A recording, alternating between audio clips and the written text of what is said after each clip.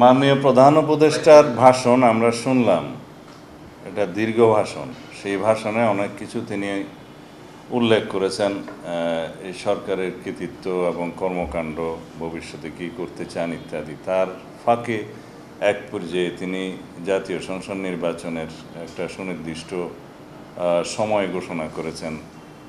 আগামী বছরের এপ্রিলের প্রথমার্ধে যে কোনো দিন জাতীয় সংসদ নির্বাচন অনুষ্ঠিত হতে পারে।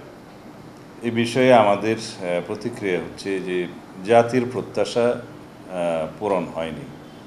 তিনি বাংলাদেশের সকল রাজনৈতিক দলের মধ্যে বিএনপি সহ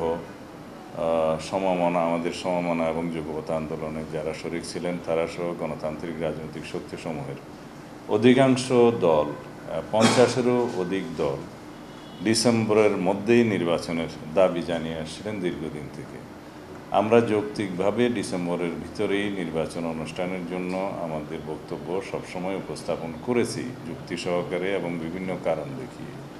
কিন্তু তিনি সেই বিষয়টি আমলে না নিয়ে এমন একটি সময়ে নির্বাচনের সময় ঘোষণা করেছেন, যেই সময় বলতে গেলে বাংলাদেশের একটা সময় পাবলিক পরীক্ষা থাকে এবং আবহাওয়া সঠিক থাকে না। আর আমাদের জানা মতে ফেব্রুয়ারির 16, 17 অথবা 18 তারিখের দিকে পবিত্র রমজান মাস শুরু হবে। সেই সময় থেকে এক মাস রমজানের সময় এবং ঈদের পরে সেটা সমাপ্ত হবে মার্চের শেষ সপ্তাহে অথবা তার কয়দিন আগে। তাহলে এপ্রিলের প্রথমার্ধে যদি নির্বাচন অনুষ্ঠান করতে হয়, তাহলে 45 দিন যে সময়সীমা লাগে তফসিল ঘোষণার পর থেকে নির্বাচন অনুষ্ঠান পর্যন্ত, সেটা রমজানের মধ্যেই তাহলে ক্যাম্পেইন করতে হবে। এটা একটা অযৌক্তিক ধারণা। দ্বিতীয় হচ্ছে পাবলিক পরীক্ষাসমূহ আমাদের দেশে এসএসসি এগুলো সেই সময় হয় এবং ওই সময় আবহাওয়া সঠিক থাকে না। এই সার্বিক বিবেচনায় খুব বেশি উনি যদি দেরি করতে চাইলে ডিসেম্বরের পরে জানুয়ারির মধ্যে হতে পারত, সেটা হয়তো গ্রহণযোগ্য বলে মনে হতো সবার কাছে। কিন্তু তিনি সেটা আমলে নেন নাই। উপরন্তু আরও একটি বিষয় আছে, এই আবহাওয়ার বিষয়, পাবলিক পরীক্ষার বিষয়, রমজানের বিষয়, এগুলো বাদ দিলেও একটা সরকার তার দায়িত্ব নেওয়ার পরে 1 মাসের ভিতরে তো জাতীয় বাজেট প্রণয়ন করতে পারে না। আর আমাদের অনেক বেশি প্রতিশ্রুতি আছে।